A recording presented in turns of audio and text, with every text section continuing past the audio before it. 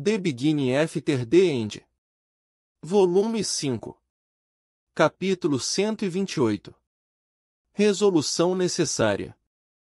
Ponto de vista de Virion Eralite. Droga! Glider amaldiçoou, batendo os punhos na longa mesa retangular em que estávamos atualmente reunidos. E você tem absoluta certeza disso, Gideon? Como eu disse, Majestade, a parte sobre o navio pertencer ao exército alacriano é apenas uma especulação da minha parte. No entanto, estou absolutamente certo de que o navio de onde viemos não é o de Catious.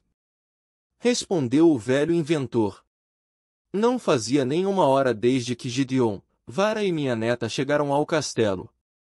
Depois que Vara nos contou sobre as informações que todos eles descobriram, todo mundo, incluindo o rei e a rainha Glider, foram convocados. Com a chegada do Azura, Lord Aldir, e meu filho e sua esposa, que estavam em negociações com os anões, a reunião foi rapidamente levada a cabo. O que faz você ter tanta certeza? Glider insistiu. Gideon soltou um suspiro duro antes de continuar. Porque, durante a construção do de Catious, eu coloquei marcadores em toda a base do navio, como uma assinatura, se você preferir. Uma assinatura. Repetiu meu filho Alduin. Bem, o de Catious foi uma invenção da qual eu mais me orgulhava. Eu queria que as gerações futuras soubessem do meu trabalho. Confessou ele, coçando a nariz com vergonha. De qualquer forma, de todos os quadros expostos que vasculhei neste navio, nenhum deles tinha marcação. De fato, substâncias inteiramente diferentes foram usadas para construir a estrutura. Droga! Blaine Glider xingou mais uma vez, levantando-se de seu assento. Acalme-se, Blaine. Brinquei. Acalmar-me? Você não acabou de ouvir as palavras de Gideon? Sinto muito, mas não consigo manter a calma depois de descobrir que nosso inimigo é capaz de enviar dezenas, não, centenas de milhares de soldados e magos do outro lado do oceano. Já é ruim o suficiente que estamos tendo problemas para farejar aqueles desgraçados de dentro das masmorras da clareira das bestas, mas... Chega! Afirmou o Lord Aldir, silenciando o rei humano de uma vez. Varai, quais são seus pensamentos sobre o assunto?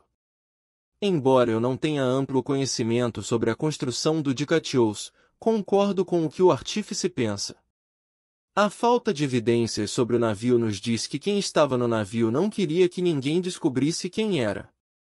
Afirmou a lança, encostada na parede atrás de Priscilla Glider. O que você acha da probabilidade disso ser uma armadilha, ou melhor, uma estratégia da parte deles, para que pensássemos que eles têm a tecnologia necessária para enviar navios cheios de soldados para Dikaten? Eu falei em voz alta para ninguém em particular. É possível que seja esse o caso. Gideon foi quem respondeu enquanto refletia sobre o cenário hipotético. Está certo. Blaine voltou para a mesa, encantado com o fato de que o pior cenário poderia não ser o único futuro desta guerra. Faz sentido. Se os alacrianos nos fizessem pensar que eles tinham a capacidade de fabricar esses navios, isso nos forçaria a dividir nossas tropas. Pode ser que sim, mas o local onde o navio afundou me deixa incerto. Se o objetivo dos alacrianos era realmente dividir nossas forças, faria mais sentido deixá-lo em algum lugar ao longo da costa oeste, onde eles gostariam que pensássemos que atacariam. Além disso, a enseada onde o navio foi encontrado é um local discreto demais para que eles esperem que de alguma forma o encontremos. Com os níveis da maré mudando com tanta frequência e as rochas constantemente corroendo, é um milagre termos encontrado o navio em primeiro lugar. Rebateu meu filho. A sala de reuniões ficou em silêncio por um momento, até Lord Aldir falar.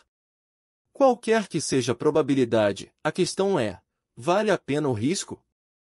A alacriana, Cynthia, tinha a impressão de que seu povo estava tentando reunir um exército ao longo do tempo nas profundezas da clareira das bestas, mas seria tolice acreditar cegamente que esse era o único movimento que os Vritras haviam planejado. Conheço alguns do clã Vritra. Eles são adversários inteligentes e astutos. Não é de sua natureza agirem tão linearmente em sua estratégia. Seja qual for o caso, não temos escolha a não ser nos prepararmos para um ataque duplo. Concluí, esfregando as têmporas. Alduin, Merial, como estão indo as negociações com os anões?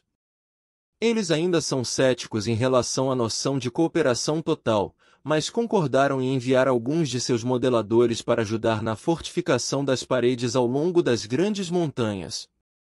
Respondeu Merial enquanto me entregava uma pilha de papéis. Bom. Eu assenti. É um começo.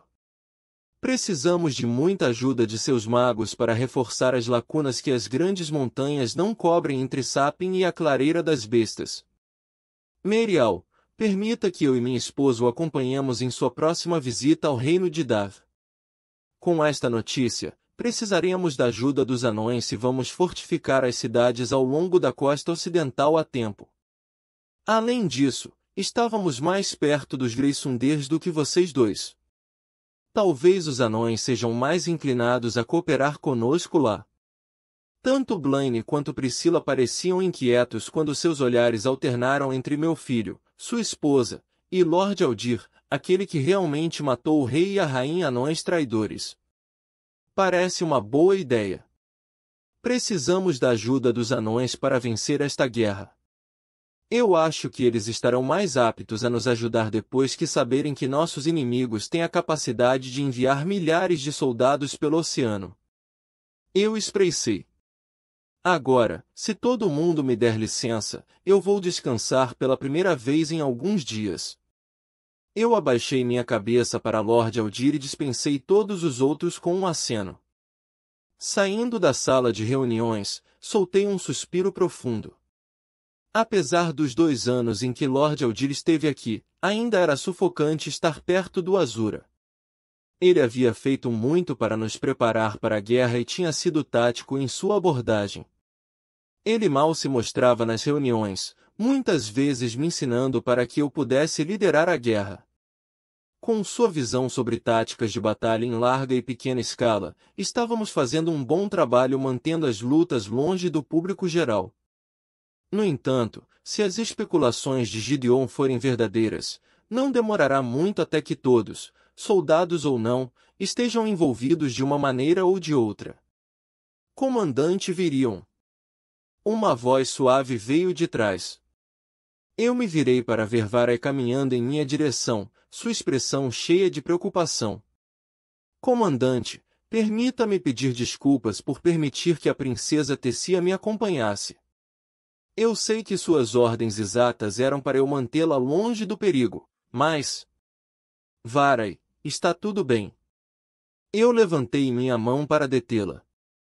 Eu sei como ela pode ser e, para dizer a verdade, eu estava esperando algo assim acontecer com ela. Agora, você pode ir, a pequena princesa Glider deve estar esperando por você. O rosto da lança ainda mostrava traços de preocupação e culpa, mas com outro cumprimento, ela abaixou a cabeça e partiu na direção dos campos de treinamento. Seguindo ao final do corredor, parei em frente a uma porta de carvalho em particular. Respirando fundo, eu levantei minha mão em um punho e bati 3 vezes. Quem é? A voz abafada da minha neta chamou de dentro. Eu limpei minha garganta. É seu avô. Eu quero ficar sozinha. Ela respondeu instantaneamente. Por favor. Eu suspirei. Não diga isso. Houve apenas um silêncio a princípio, mas depois de alguns segundos, ouvi os sons fracos de passos se aproximando. A porta de madeira reforçada se abriu apenas em um estalo quando os olhos da minha neta espiaram do outro lado. Você vai me repreender por ir ao navio com Varai? Ela perguntou, com sua boca escondida atrás da porta. Não, eu não vou. A criança me olhou em silêncio, a testa erguida em suspeita. Por que fui eu quem a obrigou a me levar? Eu assenti. Sim, eu imaginei isso. E eu não vou me desculpar por isso. Minha neta pressionou enquanto tentava segurar seu olhar severo. Tenho certeza de que você não vai. Bem, bom. Sua expressão vacilou quando ela pareceu confusa. Eu dei um passo para trás da porta. Agora, você vai dar uma volta com seu avô. Esperei minha neta quando ela fechou a porta e timidamente seguiu atrás de mim como uma sombra. Por aqui. Fiz um gesto com a cabeça. Há algo que eu quero lhe mostrar. Andamos pelo corredor em silêncio enquanto eu cantarolava uma pequena melodia. Ei, essa é a canção de ninar que meu pai cantava para mim. Exclamou minha neta. Bem, quem você acha que ensinou a ele? Eu ri. Minha mãe, sua bisavó, cantava para mim quando eu não conseguia dormir à noite. Eu cantava para o seu pai sempre que ele estava com muito medo de ir dormir. Mas não diga a ele que eu te disse isso. A criança riu enquanto assentia. Para onde estamos indo, vovô? Você verá em breve, criança. Demos outra volta e descemos um lance de escadas em espiral, parando em frente a um conjunto de portas grandes o suficiente para admitir gigantes facilmente. Colocando a palma da mão no centro da porta, soltei uma onda de mana. Os bloqueios e mecanismos que mantinham a sala segura clicaram em rápida sucessão, à medida que dezenas de padrões intrincados se desvelavam. À medida que os sons diminuíam, a porta se abriu para revelar um grande campo cercado por metal aprimorado com mana. Ao lado havia outra porta que era do mesmo material que a parede ao seu redor. Estamos quase chegando. Eu disse, apontando para a porta. Eu nunca estive aqui antes. Para que serve esse espaço? Minha neta perguntou enquanto olhava em volta. Este é o lugar onde lanças, líderes de guildas e eu somos treinados por Lord Aldir. O Azuro montou para poder suportar até os ataques de magos de núcleo branco. Claro, isso é, apenas o Sr. Aldir está aqui conosco para ativá-lo. Mas antes de continuar explorando, há algo que você precisa ver. Empurrei a porta da sala dentro da arena de treinamento isolada. O interior da sala tinha apenas algumas cadeiras, uma prancheta e uma tela vazia com um artefato de gravação visual na frente. Sente-se, Cri. Eu parei enquanto estava ao lado do artefato. Sente-se, Tessia. Minha neta sentou na cadeira na minha frente, de frente para a tela branca. Ela olhou para mim com olhos incertos e por um segundo eu só queria levá-la de volta para seu quarto, onde ela estaria segura. Respirando fundo, liguei o artefato de gravação visual. Uma luz brilhante disparou da frente para a tela, projetando uma imagem gravada no campo de batalha. É assim que é a guerra, Tessia. Afastei-me e a deixei assistir. Foi uma batalha particularmente brutal nas profundezas de uma masmorra onde os soldados alacrianos estavam montando acampamento. Houve centenas de magos e guerreiros que estavam esperando por novas ordens. Nossos homens tinham pouca ideia do que eles encontrariam, enquanto o lado dos alacrianos já havia recebido aviso de seus batedores de que os inimigos chegariam em breve. Pude ver o horror nos olhos da minha neta, observando com o queixo caído enquanto o massacre continuava. Nosso lado havia perdido mais de 50 nos primeiros segundos, mas mesmo depois de termos nos recuperado, a batalha foi sangrenta e intensa. Cadáveres frescos estavam espalhados por todo o chão como magos e guerreiros continuavam atirando uns contra os outros. Mesmo sem o som, eu podia imaginar claramente os gritos dos feridos e moribundos. O vídeo terminou abruptamente quando o mago que segurava o artefato foi morto naquele momento. Houve um momento de silêncio enquanto eu e minha neta refletimos sobre as imagens na tela. Esta foi uma gravação real de uma batalha há apenas 5 dias. Perdemos 200 homens e 20 magos, dos 400 que enviamos para a masmorra, só nessa batalha. Fui eu quem lhes deu a ordem de descer, e é nos meus ombros que eles estão todos mortos. Eu fixei meu olhar em minha neta, permanecendo com meu olhar frio e inflexível. A guerra está apenas começando, mas eu já fiz coisas, fiz escolhas, pelas quais nunca me perdoarei. Como seu avô, isso é do que eu quero afastar você. Falei, apontando para a tela. É por meu egoísmo como seu avô que eu quero mantê-la segura e longe de se machucar, independentemente de quantas habilidades você possui em batalha. Tess baixou o olhar. Vovô. Tessia. Você é, sem dúvida, uma maga tremendamente talentosa e, com o treinamento que passou nos últimos 2 anos, seria uma força a ser considerada nessa guerra. Mas não importa o quão poderoso você seja em uma guerra, você é apenas uma pessoa.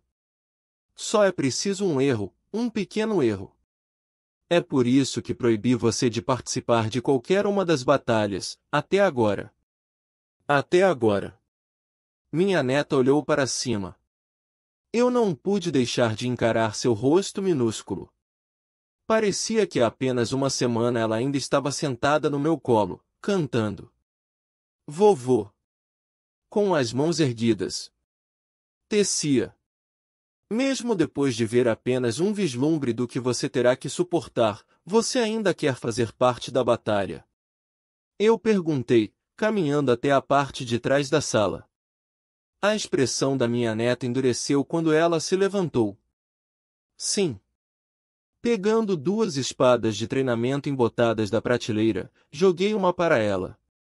Então prove sua determinação.